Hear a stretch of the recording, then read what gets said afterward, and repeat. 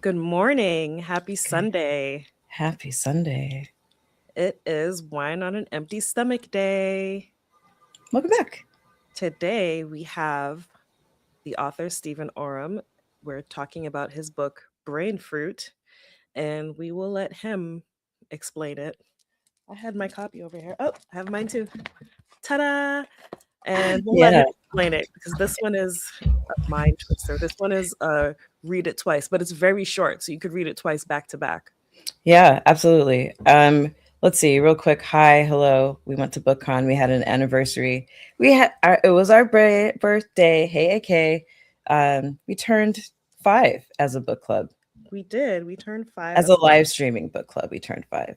yes. And that was very exciting. And then we also turned 10 As a podcast, we as a turned 10. podcast. So yeah, March was very, very full of celebrations, and we're excited to be back. And we'll talk about BookCon later. But yeah, I agree with Tanya. Brain fruit broke my brain a little bit, and then it's just so rich. Hi, Lady V, um, on the second read, and I look forward to reading it again. All Um, right, let's bring on Stephen and let him describe his book in a way that we absolutely would do no justice.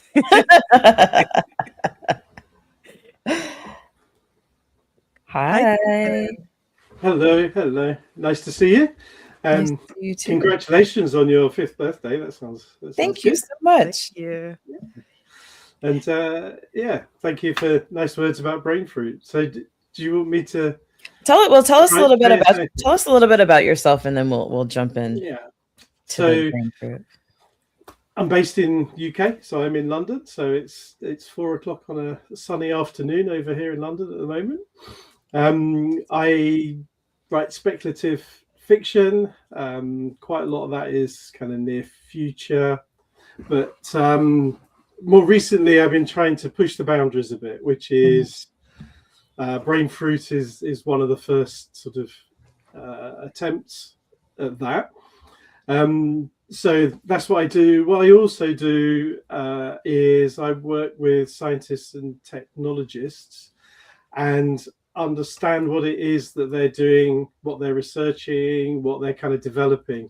And then I write short pieces of fiction, which we take out into the public with the scientists in order to have a conversation about some of the implications of what they're up to.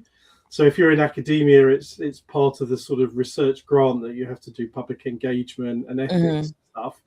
But if you're just developing things anyhow, people find it really useful to get that reaction. And actually the more ethically minded people are really into thinking about what the implications of what they're up to might look Yeah. like for the everyday person in the street. So that's kind of broadly me and what I do. Yeah, I thought when we spoke about this, when we were doing our meet and greet vibe chill hang, you Mhm. talked about that, like, about using actual science and speaking to the actual, academic scientific community to help make your writing more rich. And like as I'm listening to you say that right now, it gave me some questions, but it also, like, I can see like those elements, like the ethics, like the research and the drive to become better, all wrapped up in the three elements of the trioid. So yeah. Mm. um It's Brain fruit. it's interesting because I also like when sci-fi is like true to the science, as as much as you can be, especially Mm. if you're gonna have fantastical elements. Obviously, you're not gonna just go straight forward, just like, okay, here's the science. Like you got to Yeah. play with it a bit. But I remember when people complained about the Star Wars prequels, can I have a glass? The Star Wars prequels when they tried to start explaining the science of the Force, but it was like in this You situation, can't. like don't explain it. So Yeah. it's like there's two sides. There's the like, okay, we've established that it's magic. Don't explain it. But in some Yeah. cases, it's like this is a science, and now like, wait, no, I want to know the science. Yeah. Yeah. And it's one of the constraints of doing that sort of work, as Yeah, opposed to just writing something like Brain Fruit. One of the constraints is that you're deliberately writing something that is raising some issues, some ethical conversations around a bit of emerging technology. So you've got to be quite tied into to the actual science. The delight for me for writing Brain Fruit was that I was able to kind of push it a little bit more and a bit further out than I would in those kind of projects. It's so fun.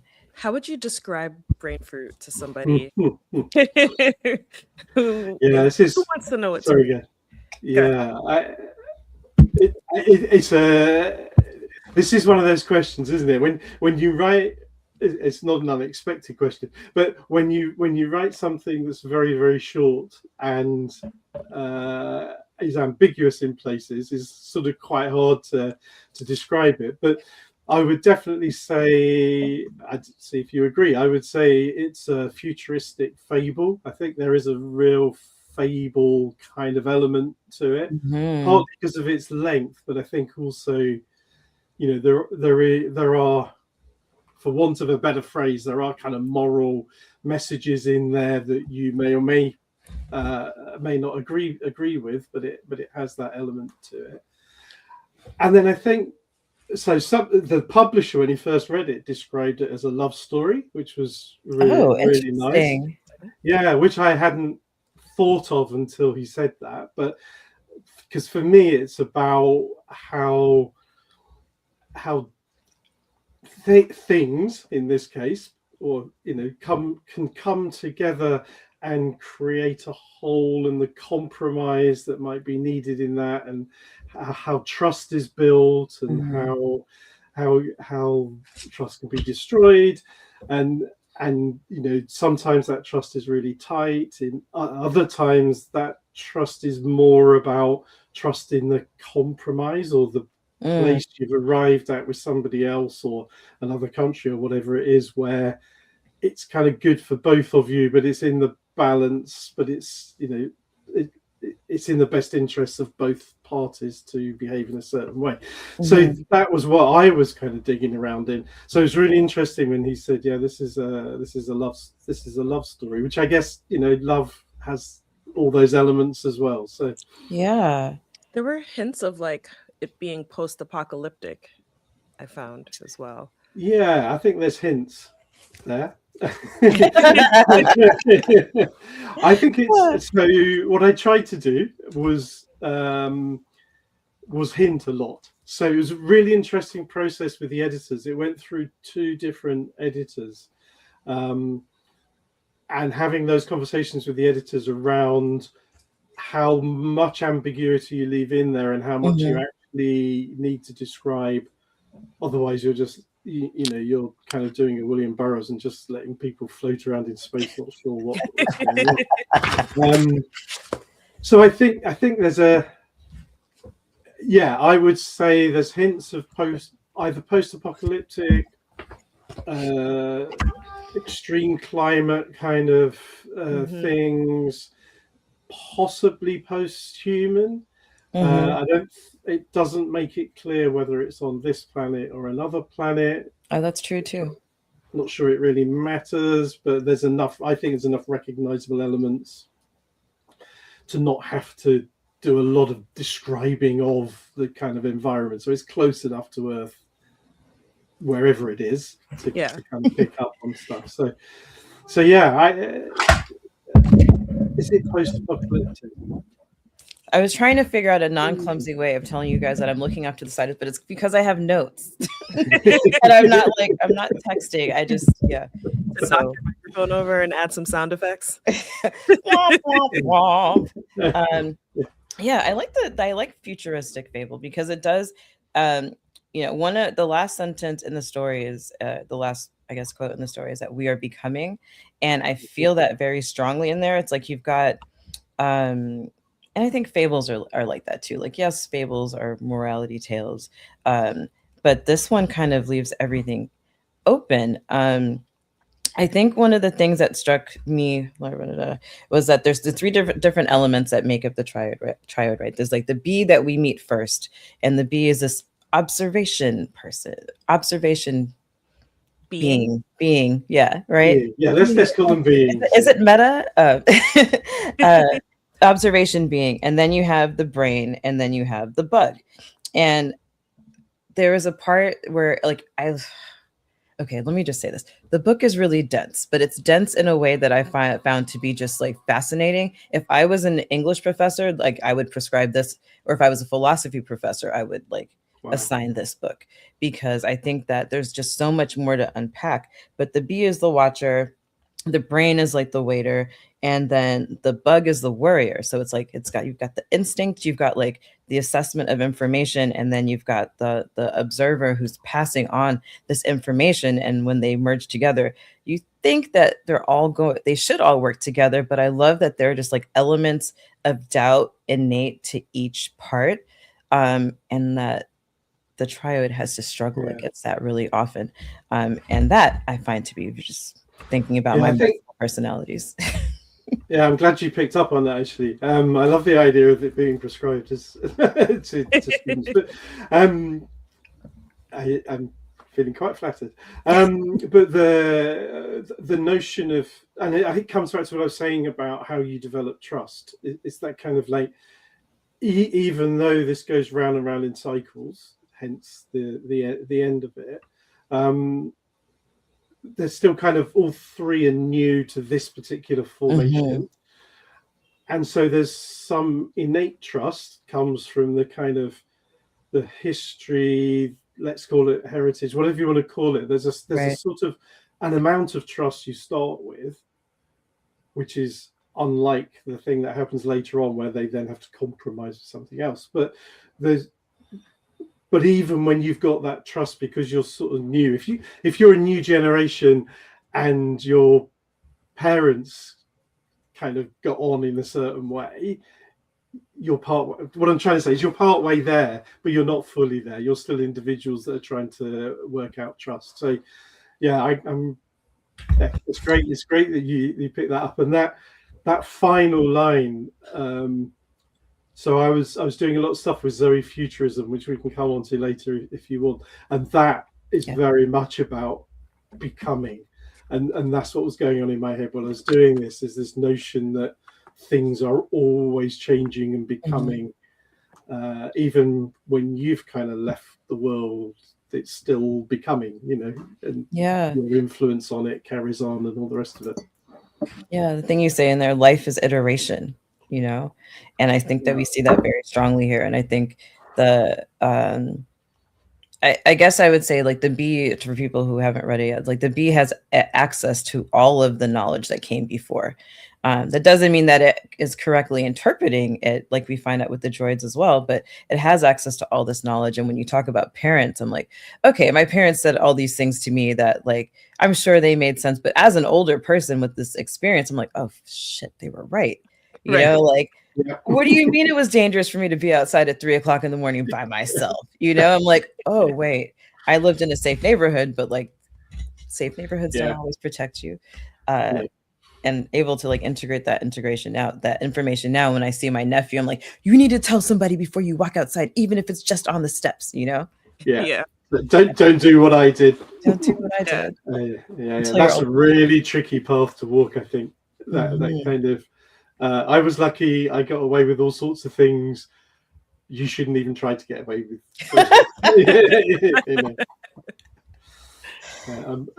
Always reminding friends. So I don't have any children, but reminding friends who have kids who I've known for years and years, kind of like, do you remember what you were up to at that age? And they're like, yeah, but I think that's why my generation, we watch our kids so closely, because we know what we were doing, and we're like,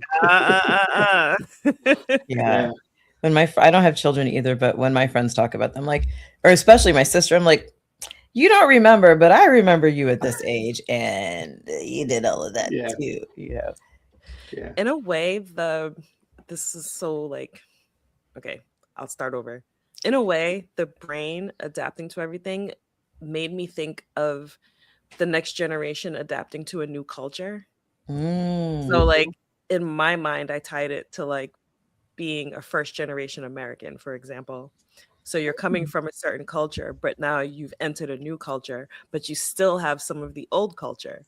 And so it's like adapting to what is the culture that's been passed down, but also where are we right now, and trying to blend those things and understand them and have them work together.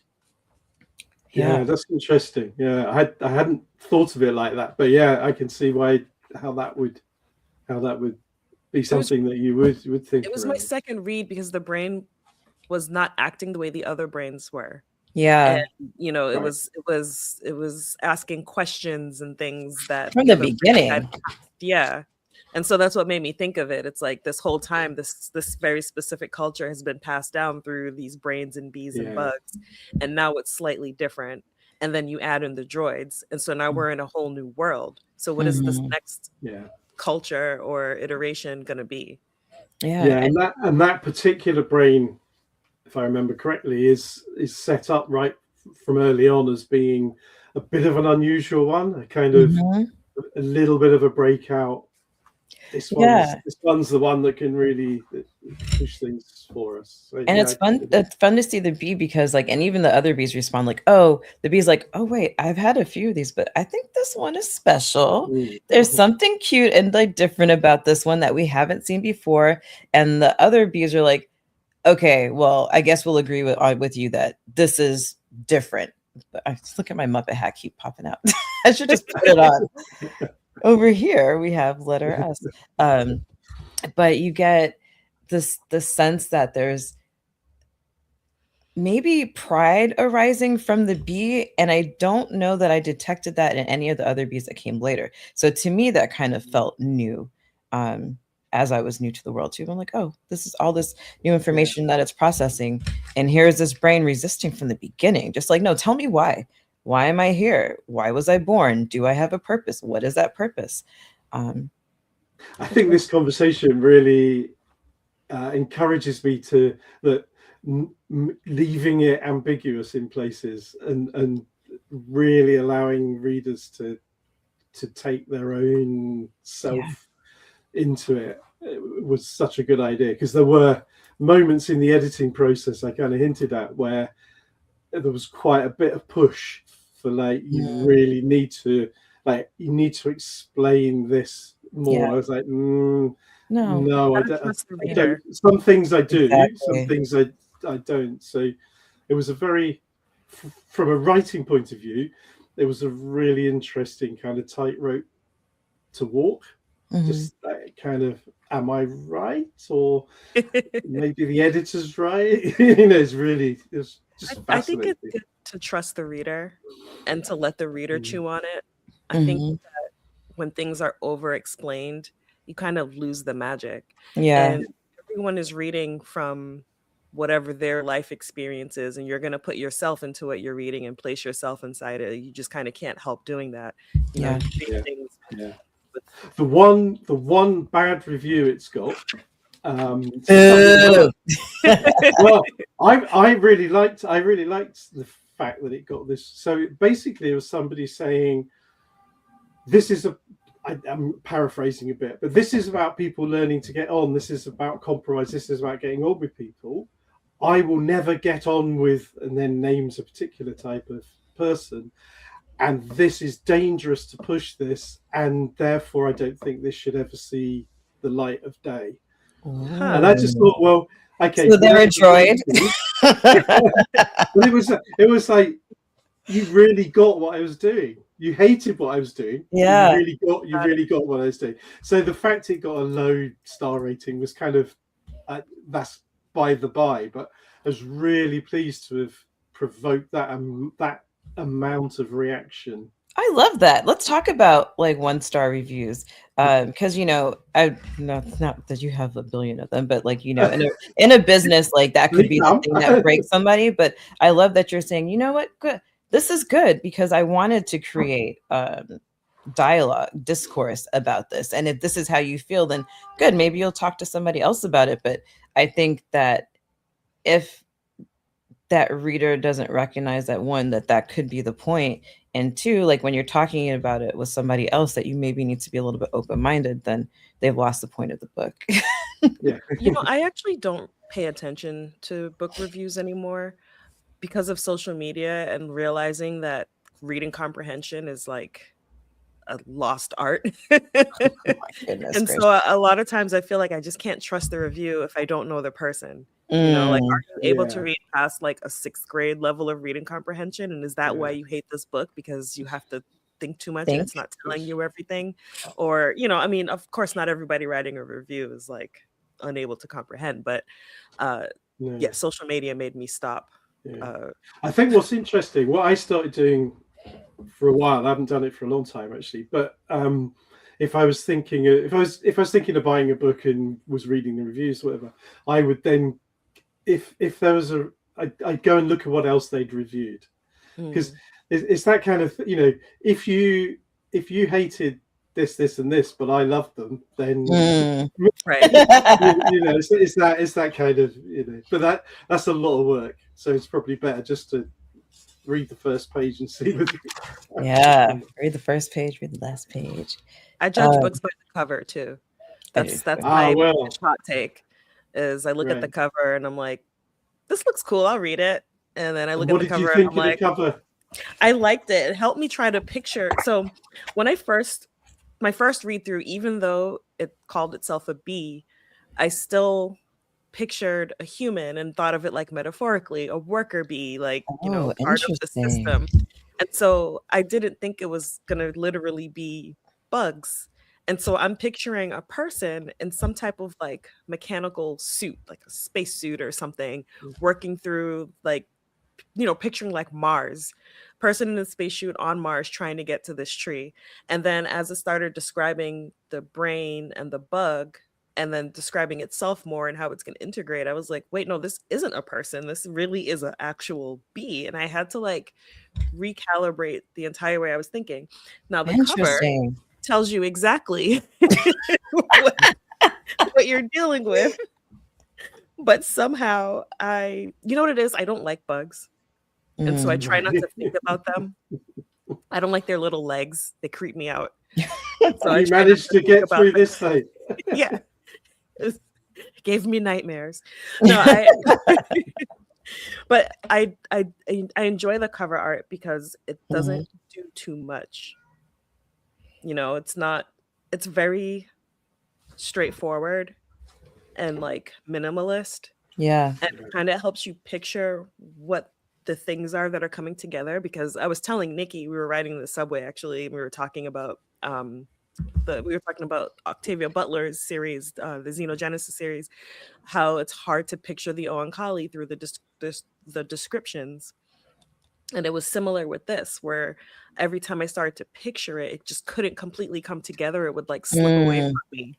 Yeah, same. And it wasn't until you were just describing that, like talking about how you pictured it as human, that my brain immediately was like, you know, those like Transformers, those little like mechanical toys that lots of kids have. They like put together and they like cry. Like that's what I saw just now. And then you held up the book, and I was like, oh wait, no. And I'm looking at the cover Like, who differently. told us what it I'm is? like, this is what it is. And I do love the ambiguity. It's like a Rorschach test. What are you Yeah. actually seeing?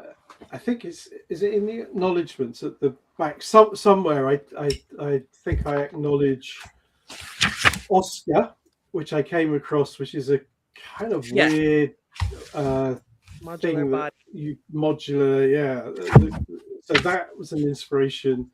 I spent a whole day quite a few years ago now, probably about 8 years ago, at a human brain organoid conference at Oxford University. So they brought together all the leading people around the world that would develop is brains in jars kind of thing, that were developing those, and that I mean, it was mainly around ethics and, you know, do you treat them as humans? Do you treat them as animals? Do you treat them just as kind of growths? You know, what rights they have at what point? How long can you keep them alive? Mm. If they're humans, then, you know, do you kind of basically put kind of abortion laws to them? If they're animals, do you put different laws? If they're just things growing in a lab, so it's a really absolutely fascinating day. So that was it was some of those elements that started the thinking, but obviously once it's played through your mind a bit and you start writing, it becomes something else. But that was the kind of little genesis of the thought. Yeah, Yeah. I love that. I love that. It's like we keep talking about the synthesis and symbiotic relationships of things, and I also found it really interesting to notice that the droids, which we should talk about, they're not bugs, they're bipeds, cyborgs. That's what I'm picturing in my mind as a cyborg.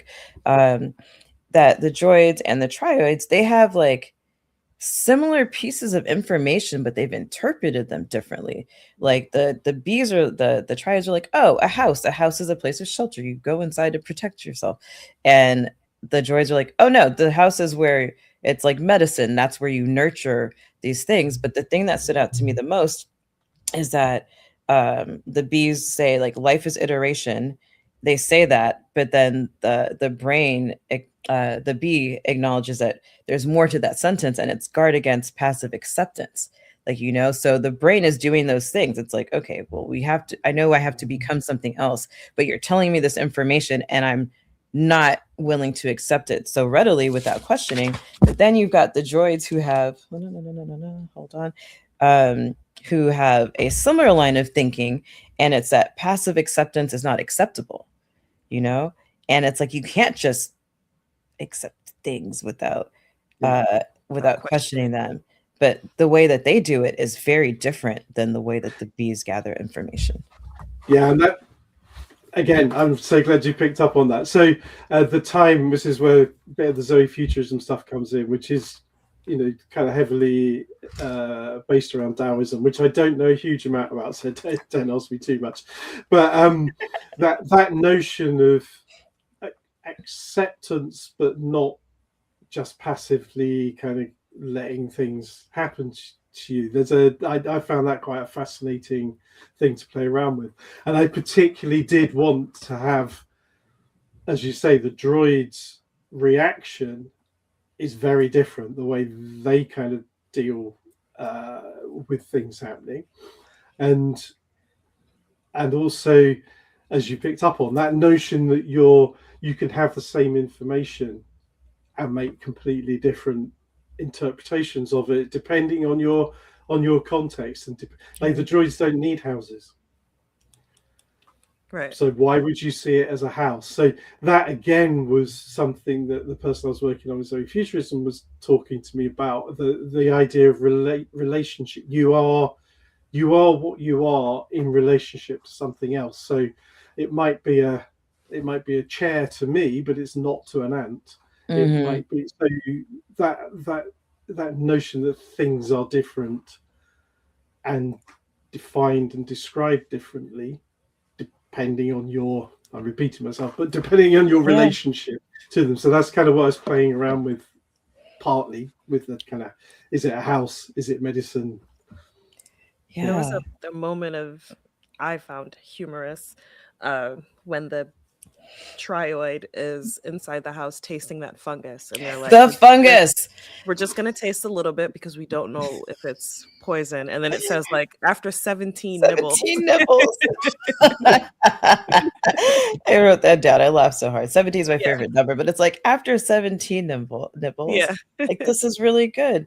And I like, go ahead. I was gonna say, because this whole time we're thinking of this bee as being so smart and so just like straightforward and just like, I'm a science bee, and then it's like this thing might be poison and I can't stop eating it. It's like it makes me think like, how is this bee as not smart, but I don't know. Yeah, it's not as brilliant as I thought. So there's a double play going on there, which you may not have picked up. So nibble being also the computer term for half a byte. Oh, I did not know that. That's hilarious. 17 playing on the kind of binary, 17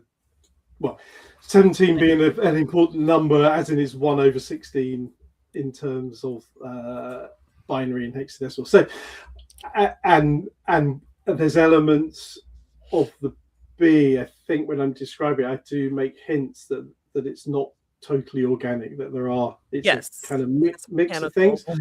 So yeah, there was a kind of double thing. Oh, I love that. I I just love learned that. something. I didn't know it got smaller than a bite. Isn't that Yeah. cool? I love that. I love she said the same thing as me. So I'm so I'm thinking about the droids again too. It's like the bees have, or I should call it, the bees have observed all these things. They're communicating to the brain. And then as far as like the sense of environmental danger, the bees live in these trees, and the droids are cutting them down. And they're like, Yeah. the droids are like, the trios are like, they're murdering these trees and they're burning them, and we don't know why. We don't know if it's food.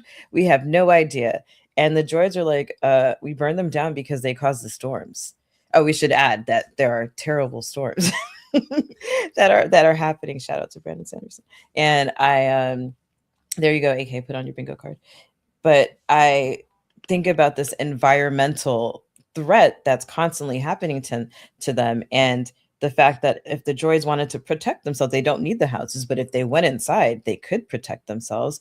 And versus this trio creature whose whole thing is survival. It's like, I know about the storms. I know, like, shelter is so valuable to me that it doesn't make sense that it doesn't even register, and you guys don't even see what's in front of you. You've had this information, and I'm telling you, the trees don't cause the storms. And they're like, we don't believe you. It's unproven that they how don't. do you know? I just know. Mhm. I just know. I did check in with somebody who used to work at the Met office over here, meteorological office, so the weather and people and all that. And there is a phenomenon which I reference in there that could cause those storms, and it could be trees that do it. So Ooh. there is what I can't remember is quite how far I pushed it from fact, but there was Yeah. definitely a kernel of that being possible under certain circumstances. Oh, that's fascinating. It was something about the perspiration of of the trees on the leaves causing the storm, because my mind went a different way, and it was like, well, if you deforestation can cause, like, it causes ground to get loose and stuff because it's not anchored anymore, and the winds kick it up and the stones blow. And oh man, I love that the joys may be right too. The See, And droids that's may be right. They yeah, may that's be a tough right. spot, right? Um, I think something else that I liked about the droids too is that the the triads kind of challenge them to, like, well, why do you guys hold hands? Is it because you can you see each other when you link? Is there a communal link that can you see? They're like, no, we just know that we're there. And so then I feel like this element of faith is introduced that the trioid kind of has but doesn't know, right? And the droids are operating almost blindly on. Um, yeah. Yeah, I'd forgotten about that bit. Yeah, the I guess what I was playing around with there, which I think is what you're picking up on, is we all kind of need some form of touch or some form of connection. Mhm. And I know, to me, the droids seem incredibly lonely, but they kind of, um, as you say, hold hands and form circles and all that stuff. I pictured a bunch of Terminators describe the droid. Like when you describe the outside part being ripped off and revealing the artificial bone underneath. And Mhm. I just thought of like Terminator part gets blown off and you see like the metal underneath. So I was Yeah, just I think imagining that's fair like enough. Terminators linking arms around the village. I love it. Love it. Do you want to explain Zoe futurism? I will try. So I'll put some context to that. So there's somebody I know called Yen Nui, who's also a writer, and through her PhD, she came across something called zoetology, which is a kind of the professor who came up with it described it as a new term for an old way of thinking, which I'll explain in a minute. And from that, because she's a science fiction writer, she thought, well, actually, having either writing or reading fiction through that lens and calling it Zoe futurism would be really interesting. So she invited me to kind of join her in trying to get this idea out there.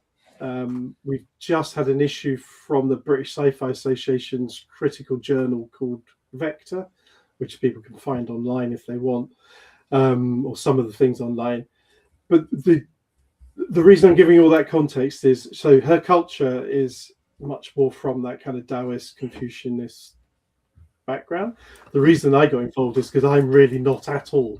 So it was interesting to sort of, well, we'll explain it in a minute.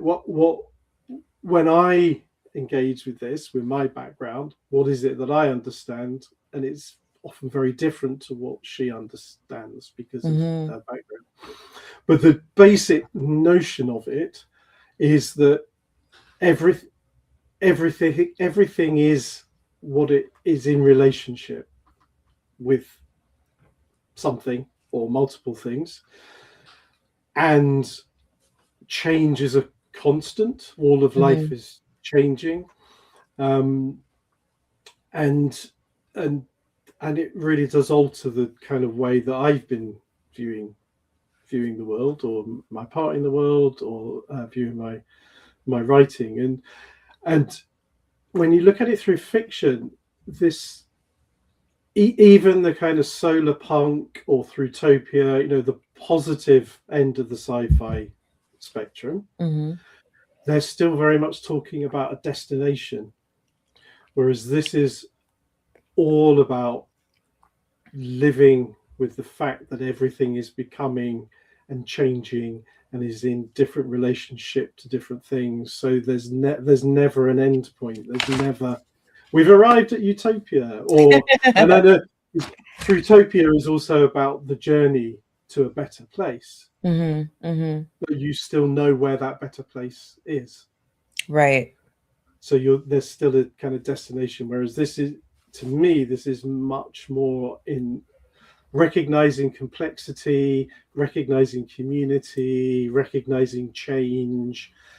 It's very, it kind of goes against, not goes against, that's the wrong word, because it doesn't go against anything, but it's not the hero's journey. It's not the kind of, there's a problem, there's an individual, solo, wonderful individual that will solve this problem, and there'll be some problems along the way. But it's not that, because it's all about relationship, it's all about change, it's all about becoming. So that's why it ends with we are becoming. Yeah, I think that's a really good thing for you to point out, because up until the time that the trioids meet the droid, like all of the thinking is collectivistic, right? Then suddenly they find that, like, oh, I don't want to scare them, so I'm not going to say we, I'm going to say I, right? And that's after eating the fungus, this black fungus that like grows in, after the 17 nimbles.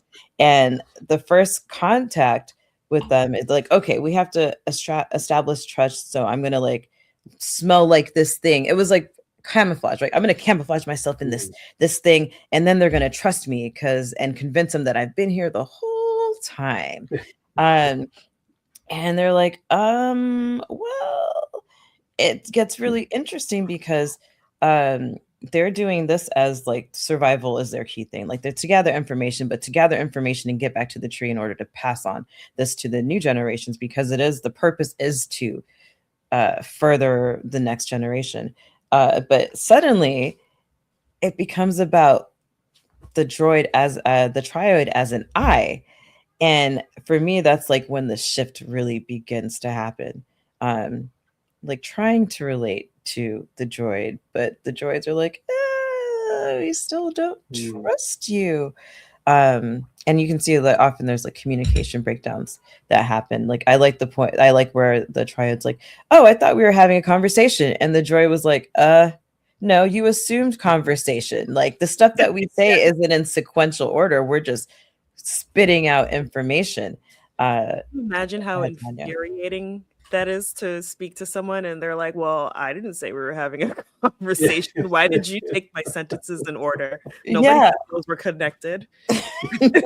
But that happens, doesn't it? I mean, obviously, I mean, over here, we've got the whole kind of very different political elements, and I know you've kind of got them over there, and or even so there's that in terms of miscommunication. But part of my background is so having kind of lived. This all sounds a bit more extreme than it was, but having lived outside of the establishment and then having worked right in the heart of the establishment, one of the things that really struck me was the misapprehension from both sides of the other. Those kind of living outside the establishment have a particular view of the establishment and read every action from that point of view, and vice versa. And it's not that we're all kind of messy human beings trying to work stuff out. So there's a little bit of that I was trying to bring through as well. That I think that you've mentioned other bits before as well. The kind of where the communication has to kind of develop, and they have to kind of work out not only who they are, but what they are and what they're saying and what they're meaning and all that kind of along those lines. Oh, and I think it just occurred to me that like by eating the fungus, that trioid becomes completely different from the droids and also from the rest of its bee community, because that's the communication breakdown that happens too. Like basically the trioids trying to convince the droids to like, let us live in your houses. We're going to help you predict the storms. We know when they're coming. You guys can protect us. And the droids are like, maybe, okay, fine. But then out of this. Right? Like, okay, I feel like you guys can tell the storm, like, what sorcery is this? But then this trioid tries to relate that information back to like the bees, because the bees are the observers and they completely misinterpret because they don't have the three parts working together to communicate with them. And so they come to check it out and the droids are like, invasion. I just picture everybody misinterpreting actions and intent and it's because if you're saying that we have to develop a language for these two things to speak to each other, then it's like with that language base, you also have to figure out a way to relate to your original culture, Tanya. So like the first generation thing, like how do you tell them that it's okay here that we do this, even though back there that was not okay at all, Right. Yeah. And then of course now we have this faceless droid who wants to create a coid. And so now this is an entirely different and unusual for them thing that, will they do it? I don't know. Will it work? I don't know. But now you've created a whole new being that hasn't been seen by the droids or by the trioids. And it's like, well, what happens now? What are we becoming? I think then it becomes about consent too, because they've got all these pieces. It's like, oh, we've got these pieces, because the trioid is seeing the mechanical parts of other trioids who have been broken apart, and they're like, oh, well, I don't know what they use them for, and it turns out that they're using them. The droids are using them to build a new version of themselves, and they don't even ask. They're just like, oh, here, I'm going to make you a part of me. It's like, no. And just the way that they do it, because of the lack of information they have, or maybe the lack of accurate information they have about the environment that surrounds them, ultimately everything that the droids do, it's like a aggressively destructive mode in order to get to this end. How very human. How very human. Yeah, and I think that kind of consent, do you have to fully integrate? Is compromise is the wrong word. Is that I can't find the right word for it, but is finding the place where you can be who you are and live with others, and they can be who they are, Mm, or is the only solution to kind of fully become the same or all kind of integrated in. So I yeah. I don't think it particularly answered. Well, maybe it answered that question, but that was definitely going through. That was something that was going through my mind at the time.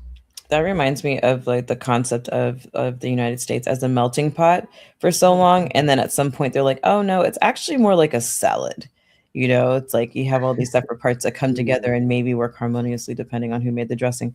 And you know, otherwise you don't like, do you, what happens when you melt together? You lose your own identity. Whereas now, like, no, I want to keep the part of me that makes me special. Hmm. But how do I do that without fucking up everything else? I don't Yeah, know. Yeah, which is what made me think of like immigration when I was reading this, yeah, because yeah, like you said, you want to hold on to your previous culture. So the trioids, they want to be trioids, but now here you are in this world with droids, and you have to assimilate somehow. So whether it means just living in the houses or whether it means becoming a quoid, whichever they end up deciding to do, you've Mhm. now created an entirely new culture that is not droid culture and is not bee culture, but something new. yeah. And I think immigration was definitely a big thing in my mind. It's obviously from here, Mhm. we have a kind of different history around immigration to yourselves. So I probably see it through. We don't often think of the. Um, I don't know. Anyhow, yeah, we think about it differently. Well, I think of immigration a lot because my parents are immigrants. And Mm, so, I grew up in Massachusetts. I don't know if you're familiar with Massachusetts, but I also grew up in one of the most Irish towns in the country. And so I'm not Irish, but here I am growing up around Irish Americans, which is its own culture outside of being mm, Irish. But I'm in this Irish American town, but I'm coming from a Jamaican family. And so now and then I'm in Massachusetts, which is this like own alien planet in this country, Truly. special place. And I never had either accent, and Mm, culturally there were things I would do that were very Jamaican, but then there are things culturally that I do or that are very like Boston Irish American, because that is a very specific culture. it really But is. but it's so it's like it's become this combination of what I where I grew up and also who raised me. And you have to combine those things, and it's created, me, a whole new person that yeah, is experiencing the past and whatever the future might be. And now I'm in New York City raising children in New York City. And so they're coming from New England parents and then Jamaican grandparents and being in New York City, and it's creating a whole new type of culture for them. So yeah, that's why reading it and seeing like this brain is new and it's different, and now we've combined, and now with the droids and like all of it, it just kept bringing me back to just thinking of assimilation, Hmm. what mm, that actually means, because it doesn't mean the bees, if they combine with the droids, doesn't mean they completely erase how they operate as bees. Like, no, they have Right. to continue the way they operate, but they also have to adjust. Yeah, and I think then I think add on top of that that the bees are very aware of their impending extinction if these things don't go right. yeah, Right. Right. That's very scary. I think what's interesting about the bees is that they're, or like this bee that becomes part of the trioid is very aware that, oh, shit, I lost my train of thought. It'll come I'll back to help you me. find it. yeah. Since when do you have that? Oh my God. I am I just so felt it pleased. next to me just now. Not your kids planting props. Actually, you bought this. Oh, oh yeah, Yeah, okay. Yeah, it was part of that kit. yeah. Um, but yeah, but the bees are the bee, like you see them communicating and it's like, oh wait, you know what? This information actually doesn't apply to there. I've made notes actually. toss that out the window. Doesn't apply Mhm. here. So you see that happen, and they are adaptable, but ultimately they have the same goal. The bees want to survive, and they're like, Mhm. here are these big creatures that can protect us, and the droids want to survive. But like, we don't know if this is going to work, but the triads and the droids, but like, we're gonna throw this all together and see what happens. Maybe it will, maybe it won't. We don't actually really. I don't know that they don't really care, but I sense like there's a lack of emotion that kind of that does not, a lack of emotion with the droids. And I feel like the triads, bees, the thing, like those things do have an emotional element that they're missing. So they're really coming at different, approaching these things in Yeah. different places. Like the droids, I don't see any real fear of like, oh, we're going to become extinct. Like we're like, no, we know that we can survive the storms if we do things this way. This is how it's always worked. And you guys, we see you, and these parts are useful for some reason Yeah. or another. Yeah, their worldview is very different because they don't venture out as much, and when they Yeah. do, they're ultimately destructive. And there's no And I think, search for like what is the meaning of all of this. It's just Yeah, survive, and that's it. We're surviving to yeah, survive, and we're creating a next generation so that there's a next generation. But like, there's no purpose. There's no like. There's like the droids don't have philosophy. They're not like, yeah, what is the yeah. meaning of this life? Why are we trying to survive? It's like, no, I have to Mm. survive. Like that's it. And I really liked playing around at you know, we were saying about different, coming at things from a different viewpoint, as they are very, very differently. And can you find a place that you can both inhabit, even though you see the world very differently, your motivations different, as you say, one's much more organic, emotional, one's much more kind of lacking in a very, I don't know what the word is, pragmatic. It's probably not mhm, even the right word. yeah, The kind of like focused and stuff, but then exploring whether there's a possibility that it doesn't have to be winner takes all. That it can be. Well, it can not be that. Basically. Yeah. Oh, hold on, I had So something. much packed into 44 So pages. much. That's what I was saying. It's so dense because like I could just keep talking. Like we could do this like two more times, and I'd be like, oh yeah, but what about this thing? You know, it's like I'm so pleased that you. Yeah. yeah. It's like The, because I wrote something I wrote here is that like the droids are limited by like their own fables, like the tree sweating and causing the storm, and they're making these extreme moves based on a theory that they haven't tested out. Whereas the triodes are constantly testing things to be like, okay, this worked, send back this information. This didn't work, send that information. The droids are like, whatever. And yeah. maybe not whatever, but that's like survival is like their prime directive. And Well, it's almost like despite droids inherently being kind of futuristic, in a way, these droids are very primitive. mhm, So Mm-hmm. they don't know what a house is really for. And so instead of going inside and hiding from the storm, they're locking arms and being pelted with rocks and just kicking rocks away to keep them from building up, instead of maybe building a wall or, all these other things that you could possibly do. So the droids, in Yeah. a way, are, yeah, they're primitive, futuristic. They're not evolving. I think. they're Yeah. not evolving. Yeah, yeah. Yeah. Whereas and it'd be interesting to get your thoughts on this. The so the I think this is said quite early on, so it's not a spoiler. You know, the brain fruit as part of the triad, the brain fruit has a very limited lifespan. Yes, yes. So the trioid has a limited lifespan as a trioid. And Mhm. does that alter how you behave? Does that give a different drive to like, the thing that you're not there to do? But I suppose, what am I trying to say? I've done some work with people who are kind of working on the anti-aging, live forever kind of stuff, and we did it No big with deal.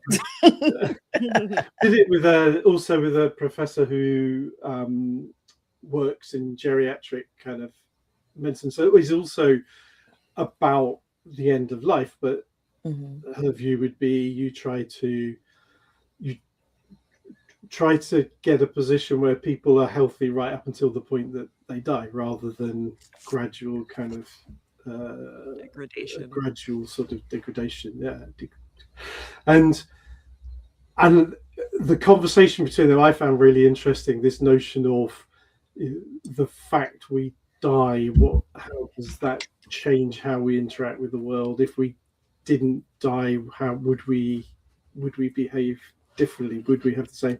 So I think I don't know how deliberate I was thinking about that when I was writing that, but that's fascinated me for quite a while, that notion. And I think there's something in there. I don't know if you would agree with that or not.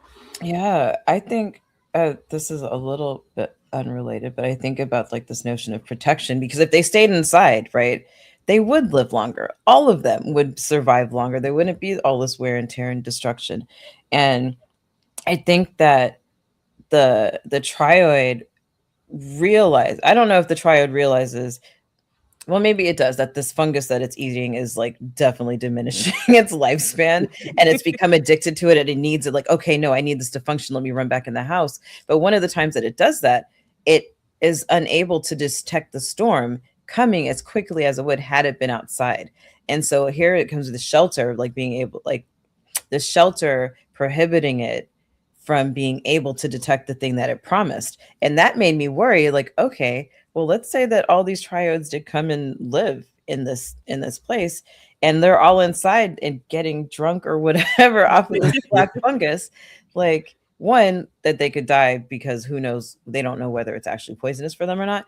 But two, they could become so sheltered that, one, they produce at a faster rate, they overrun them, but then they become useless to the droids too, because why would you come out of the house that's safe?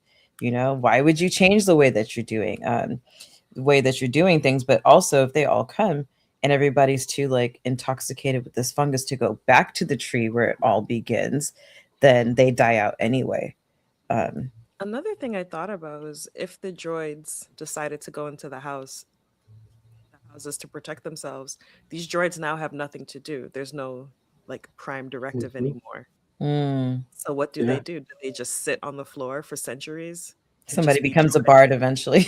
But it's almost like, it's like, do the droids spiral into like an existential crisis? Like, we're just existing to exist, and now we don't even have anything to do. There's nothing to rebuild. There's no, trying to stay alive because we're safe and we're protected. So it's just sitting on the floor and just staring straight ahead for centuries. Yeah, that's how they develop philosophy.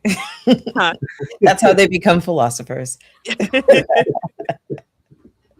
Yeah, that's an interesting. It's an interesting kind of what you're doing there in the sort of. So if it went this way, what would that look like? Or if it went this way, how would that look? It's interesting to hear the different kind of ways you're thinking about it.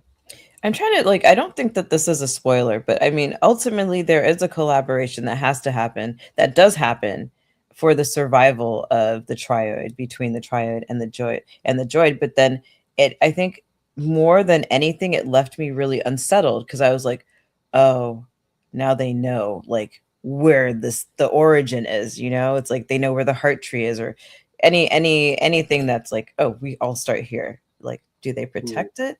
Do they decide not to? Do they decide to eliminate the possibility for collaboration because they've seen these things they're now embedded in their memory bank? Is like, the last time the bees came, like, they brought the storm with them, and they're like, no. And so, it's the bees and the trees cause the storm, eliminate them both. And that made me very, very worried for the future of them, but also really excited to see like what happens next, because here's the next generation of brain fruit, and they have this information passed on. I think also what's really cool was the fragility. The fragility, like knowing that the brain is going to die. That's its purpose. The brain gathers the information, they synthesize it, then they use it to like prime the next generation. But it does die too. And what happens? Like, what is actually lost with that? So many questions. And I think it's another element of trust, isn't it? So obviously the trioid coming together is one kind of trust where you're becoming much closer and much more dependent and symbiotic and all that kind of thing. But then there's as you say, how much do you let, if you're forming an alliance, not an alliance, but you're forming a kind of an agreement with somebody, some people that you're not necessarily aligned with, but it's for the good of you. How much do you let them in? Yeah. In order to do that. So I think I think that's fascinating in terms of, you know, what is trust and what is negotiation and all the rest of it. It's so hard. I like that. I actually like the length, and I like where it ended. And so I'm a one and done person. I love when a movie is like, we've gotten all of the information we need, and you can let me think about the future without necessarily just giving it to me. And so I kind of like that it ends on this brain cycle, and we don't know how the next cycle is going to be, but we have all this new information, and it's, you know, makes us think about what the next cycle could be. So I really did appreciate that, because it's absolutely a story that could continue, and that I think I would enjoy too if it continued. But I also like that you ended it in a place where now I have to sit with it and go back to the beginning and think about what this actually all means. I feel like that's the part that makes it a successful fable too. You know, it's like there is no part 2 of like the cricket and the ant story. The cricket dies because it was cold and it didn't prepare. And the ants were like, fuck you. We told you that you need to stop doing this and get ready for winter. And we don't have enough to support you. And that's the end. I don't know if you guys know that, because they sometimes water it down and the ants let them in the house if it's been 20th and 21st centurized. But like in the original fable, the cricket fucking dies. And I think, I mean, yeah, in some ways, there's a temptation to extend it, or not now, but there would have been a temptation to extend it or round it off more. But it comes back to that, the idea of a story having to have beginning, middle, and end. And I think I'm really glad I ended it where I did, and I didn't try and put more in and left it with you. Yeah. As it is. Yeah. You know, something there's some writers that follow us and talk to us, shout out to AK, but I think can you talk a little bit about standing your ground in a situation like this, where you're like, it needs to actually be left ambiguous when you're talking to an editor? Like, how do you say, no, this needs to be left the way that it is? Yeah. I mean, the first thing to say is they were both very good editors. So that's clear. I think with less experienced editors, it would have been more difficult. So, you know, I have worked with some editors who are less experienced, who almost come across as if they want to be a co-writer, or they've got a very clear idea of how things should be. So just to give it that kind of context, I think I spent a lot of time. I spent a lot of time walking up and down the beaches of the south coast of England, getting clear in my mind what it was that I wanted to do, what this was, and that it wasn't new to me, but with the other stuff I was describing, where you're extrapolating somebody else's science, you have to know what you're doing, but it's a lot clearer. Right. Whereas with this, it really was. So I think there was an element of that, but also I think the thing that probably worked best in the kind of interaction was, if I didn't agree with something, is actually articulating why I didn't agree, and partly because that makes me think about why, you know, am I just disagreeing because somebody said what I've done isn't working well, right? Or is there a reason? And looking and finding that reason and being able to articulate that and I think that's probably. I think that's yeah. I think that's what did it. What did it? Yeah, it sounds like a balance between being precious about something and letting in the feedback. Yeah. Do the editor? I mean, I don't want to throw anybody under the bus, but I'm just curious. Do the editors that you've worked with, or maybe on some of your other works, like, do they have like a scientific background? Like, how knowledgeable are they about the, or even like at a basic level of the topics that you're talking about? So it varies. So I think in this one, I think one editor was quite techy and quite clued in to things, and made some really good points where I just slightly missed the mark on some of the tech stuff. Mm-hmm. I don't think the other one was, but the other one was much more able to bring a literary kind of view to it. So I think the two worked really well. In terms of, I think most of the editors I've worked with are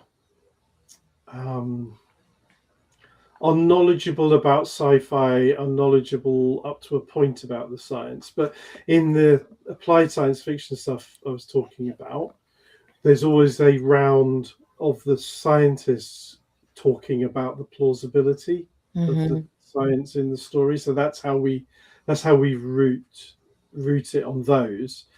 And in that so is it plausible? Like, have you broken the laws of physics? Right. Because plausible and possible and probable are actually kind of different things. Nuance. So they give feedback on that. So they're not editors, but they are bringing a scientific eye to the bits that matter. And then what we do with them as well is we give them, if there's something in there as an idea that's we call it toxic, they couldn't sit alongside it professionally. Then we do give them the kind of the option to veto a particular idea. Not so they can disagree and be public about that disagreement, but if it's something. So the best example of this, sorry, I'm kind of going off a bit. No, this is great. The best example of this is the first project of that we did it with the Bristol Robotics Lab, which is one of the UK's kind of leading robotics places. And we had this whole conversation of how dystopian, how tech utopian, where do we set these stories? You're going to come to a literary festival with us, dear roboticists, and sit on stage, and we're going to have the stories, and then you're going to comment on the stories, and the audiences get involved. So, what does that look like for you? And after a bit of conversation, we arrived at they were comfortable with Black Mirror. I don't know if you're familiar with Black Mirror, and this is a long time ago, so it's early Black Mirror. But basically, they were comfortable with something that was dark but asked questions, but they wouldn't sit on stage with Terminator. So a robot apocalypse, they wouldn't. And their reasoning was that there was too much in the media already of this sort of robot apocalypse, and it was actually not doing anybody any good because the real questions weren't getting talked about. It was painting robotics in a particular light and all that sort of thing. So we've now used that as a shorthand for all the projects. It's like Black Mirror is fine, Terminator isn't. So I suppose what I'm saying there in answer to your original question is there's editors and then there's readers and contributors. I try to get beta readers who don't particularly read science fiction because I'm hoping that it has a broader audience than just your classic sci-fi readers. So I kind of want to understand how they're reading it without the background, without being steeped in sci-fi. So I think there's different elements, you bring together, don't you? Yeah. I mean, I think it works. It wasn't too techy. I mean, I do like sci-fi. I do read sci-fi, but if they start to talk about how gears and things are connected together, like my eyes kind of glaze over, and I never felt at any point that this was like too heavy in that to make me feel like, okay, now I feel kind of dumb and embarrassed, and I'm like, do I push through or do I not? And I think that, you know, you as the writer, like there is, it still feels like kind of like saying that you pictured them as human, that the triads is human. Like there is still a very human element to it. Like I feel and empathize with the trioids, but like I can't hate the droids either. Like I feel sorry for them. It's like, you don't know what you don't know. Like all they're unknown unknowns. And I get that sense with them, but I think that like I don't know how I myself would like marry the ability to talk about, like, not get too techie talking about something and making it still palatable to an audience who has no experience reading sci-fi. And I think like you had a really good balance of that, and labeling it like futuristic fable, that like already opens me to be like, okay, there are going to be some things that I maybe as morality that I am familiar with, and then there's going to be some science that I maybe don't understand, but I never felt overwhelmed one way or the other, and I think that was Oh, awesome. that's good to hear. Yeah, because that's what I'm trying to do. So that's good. I think. I mean, yeah, I'm not a great fan of the kind of hard sci-fi. And I get it, and I get the setting out of how things are working, and that is very, very interesting to some people. Hmm. Um, I'm much more interested in the exploring of culture, society, human interaction, that kind of thing. So that that's probably come through. But also, I think it comes back to that thing around this tightrope of what do you leave ambiguous, and what Right. don't you? And I'm sure there will be people who are into hard sci-fi that would have preferred that I went further into that to explain how this might happen. But that's kind of not what it is. Yeah. It's not that. As you say, it's a futuristic fable. It's not a hard sci-fi story. So holding holding that, it comes back to the sort of, how do you work with the editors? Like, hold it. That's one of the things I was holding fast to. Is like, no, this is not about explaining the technicalities of how this works. So long as it's enough to Hmm. get a sense of it, then that's fine by me. Before we talk about like ask you to do, tell us more what you've got going on, if there's anything that you should plug, was there anything that you were like, that you started with this book that you're like, you know what, that does not absolutely fucking work at all, like just throw that idea out, it's just not gonna happen? And if you're saving it for something else, then that's totally fine. You could be like, you know what, and we'll just do a boon and a curse. I Yeah, it's an interesting question. I'm sure there were. There usually is, but the way I approach this, so once a year I go away for a week and I'm on my own and I don't really engage with anybody or anything, and I write, which is lovely. Sounds like a dream. Um, Heaven. and and that's where this came from. So I when I went away, I knew I knew very little, except, as I say in the acknowledgements, that there were, human brain organoids, the Oscar this modular thing, and possibly something else was in my head, and all I knew was that, and I knew I was writing it for the particular publisher, Little Factory. So I didn't know they'd accept it, but I'd spoken to him, and he'd read some of my stuff, and he was like, "I really like your stuff, but could you do something that was less near future and less human?" I was like, "Okay, yeah, that'd be interesting." So that I had that in my mind, and my memory is that I spent probably 3 days of that week just walking up and down the beach, making notes, crossing things out, making notes, and letting it letting it form.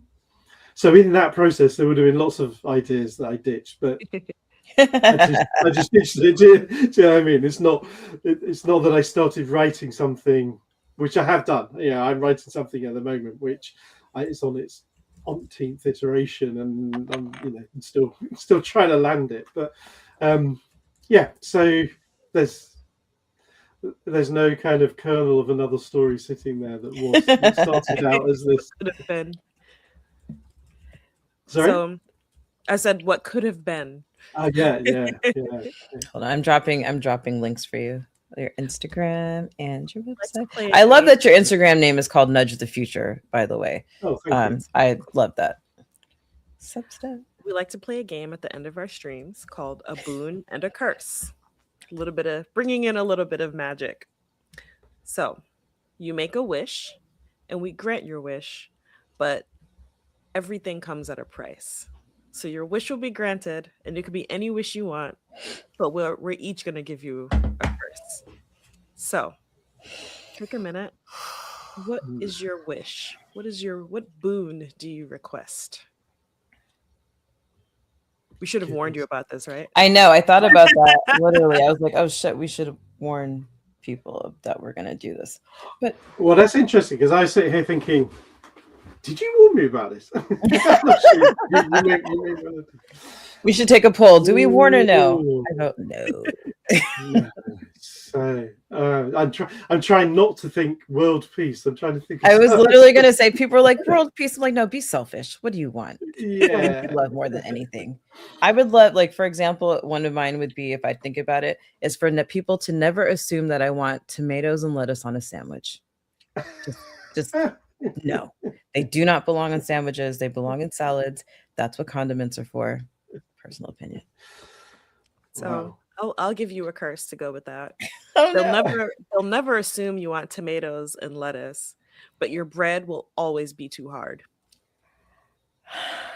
Like at least the first time around, you're always gonna have to remake that sandwich. Oh, that's diabolical. Yeah. Oh. Wow. I had to do it to you. Wow. Okay. Okay. This is really hard.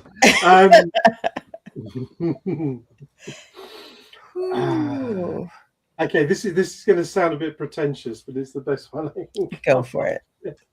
So I've spent the last year just trying to mix more with artists and understand being an artist rather than being a writer who does a genre, does a number of words, has a particular structure. So I would really, really like that to blossom and bloom, and for my writing to take that direction. Okay. So wait, so then let's make sure that we properly understand your boon. To be able to, is it to move fluently with artists or to like cultivate those relationships? No, for my writing to become more freer. Oh. Okay. And less hooked up on how many words does it need to be? What's the beginning? What's the end?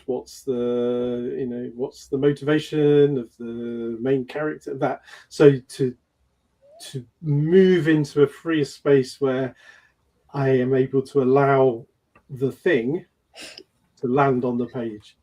Okay. Oh, okay. Okay. Let me think. Your wish is granted, of course. Excellent. That's good. However, that's enough. No one has ever stopped us there. Double boon. For some reason that you cannot identify, it'll only work in German translation. Ooh, I like that.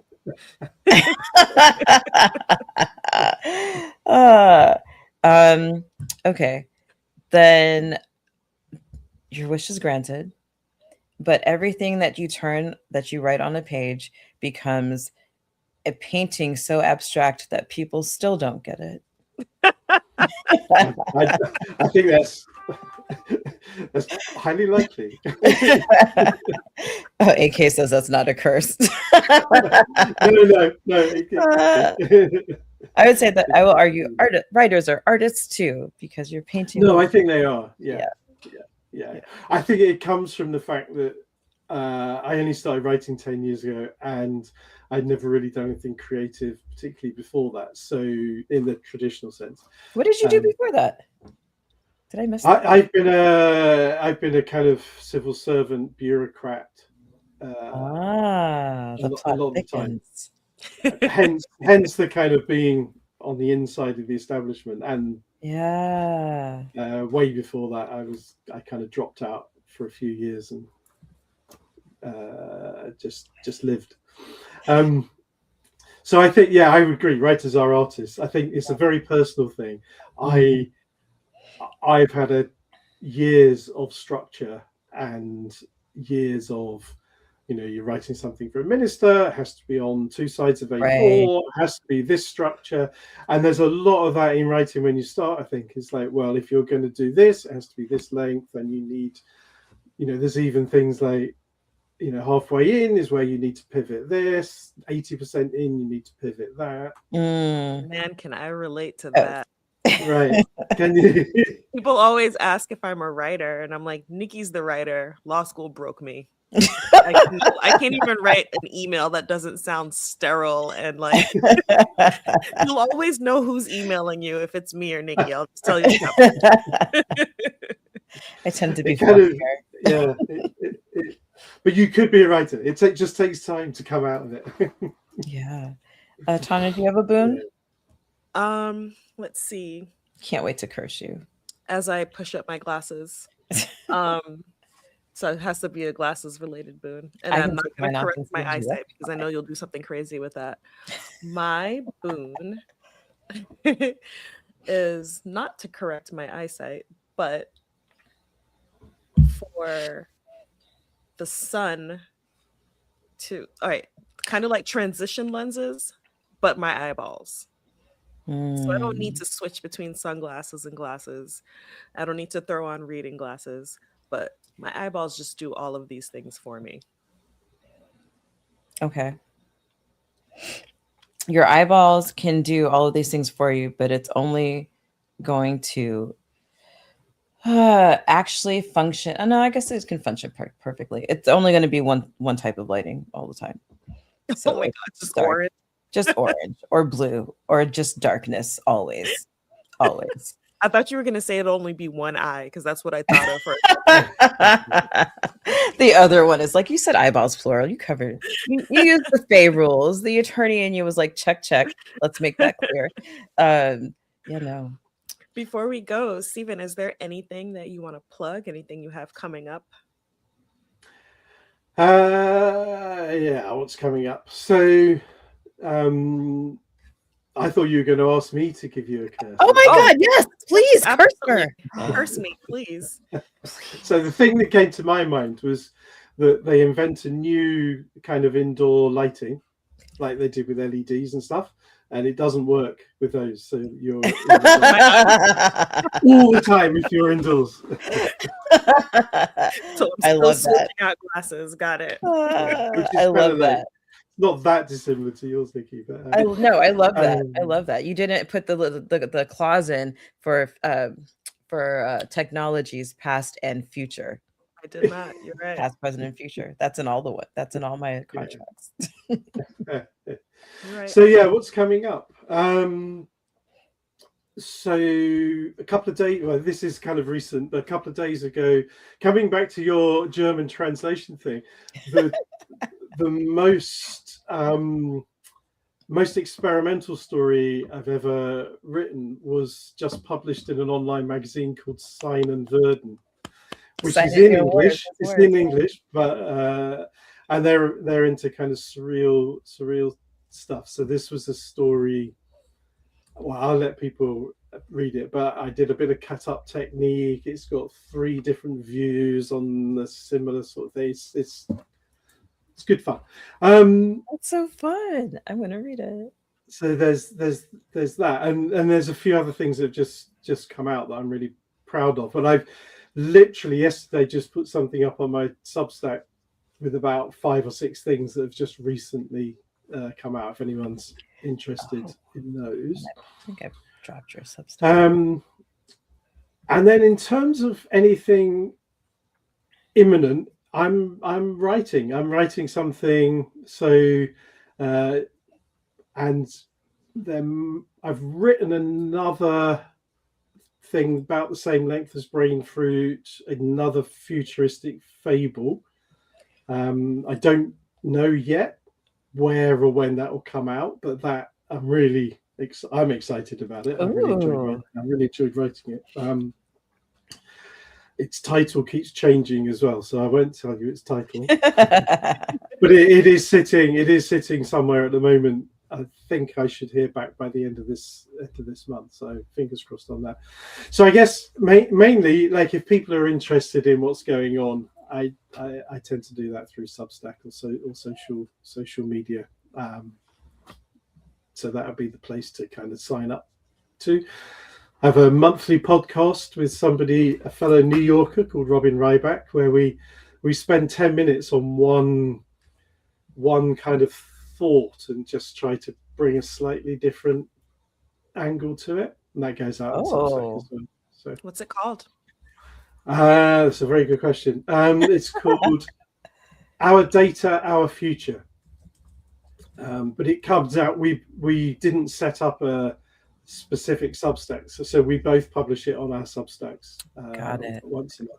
The last one we did was called The Three Eyes of Data. So we talked about the difference between data that's about identification, data that's about individuality, and data that's about intimacy, and how we often don't separate out. You can see my passport, that's identification. My health stuff is really about individuality.